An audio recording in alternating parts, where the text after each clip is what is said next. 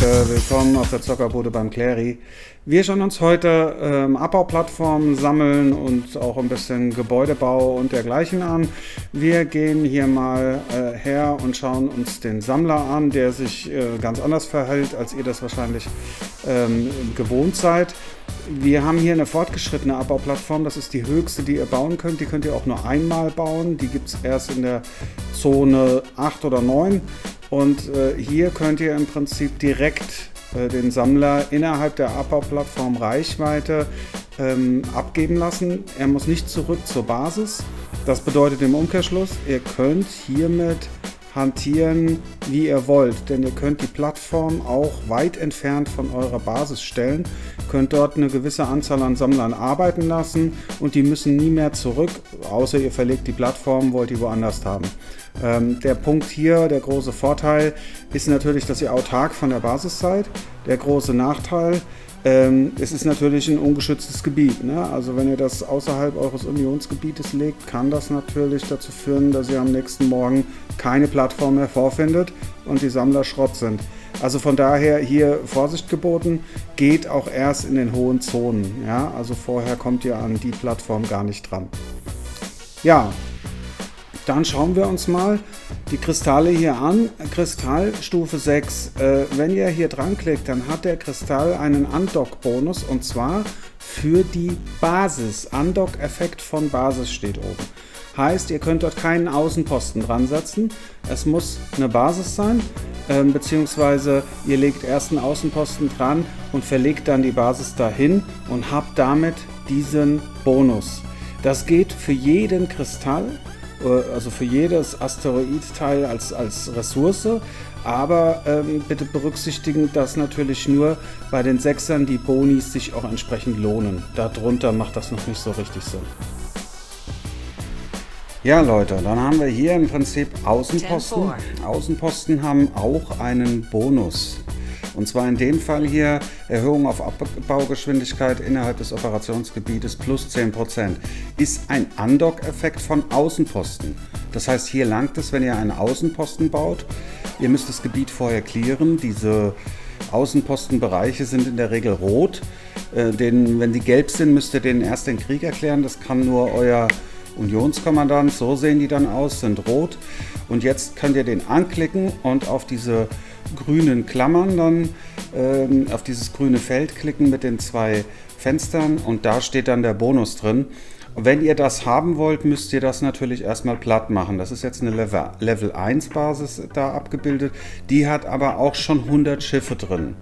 Das sollte nicht unbedingt alleine gemacht werden, schon gar nicht, wenn ihr noch nicht so hoch seid von den Zonen her. Ich würde da immer empfehlen, macht das zu zweit oder dritt.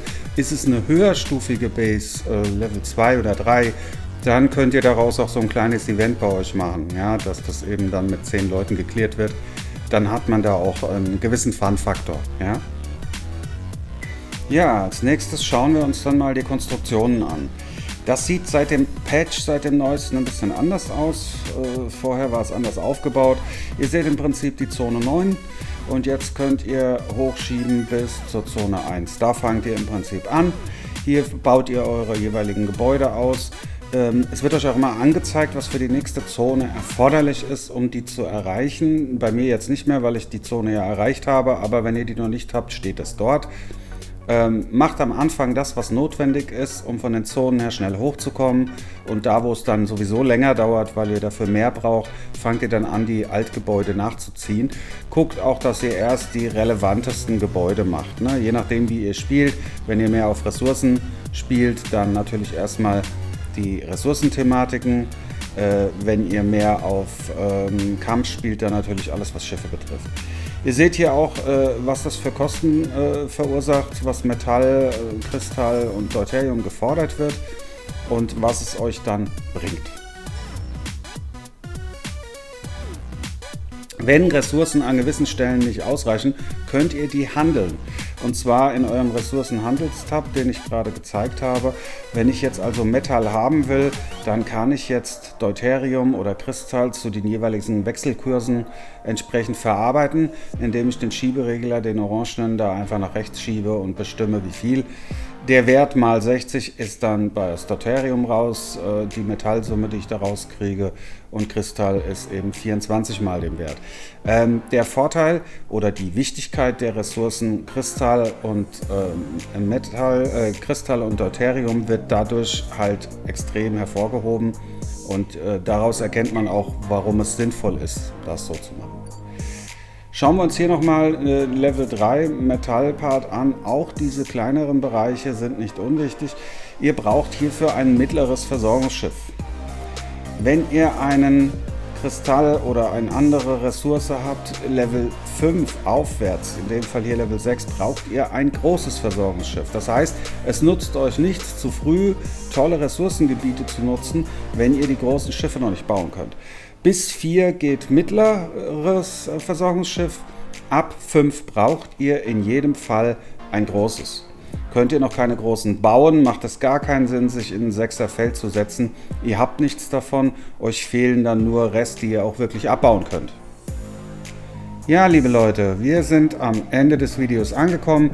Ich hoffe, es war ein Mehrwert für euch und hat euch was gebracht. Wenn ihr Fragen oder Anregungen zu anderen Spielen oder auch zu Infinite Lagrange habt, dann hinterlasst mir doch bitte einen Kommentar. Einen Daumen hoch und ein Abo, da freue ich mich natürlich immer drüber, wenn ihr mehr davon sehen wollt. Ansonsten wünsche ich euch auf jeden Fall einen schönen Tag, bleibt gesund und bis zum nächsten Video.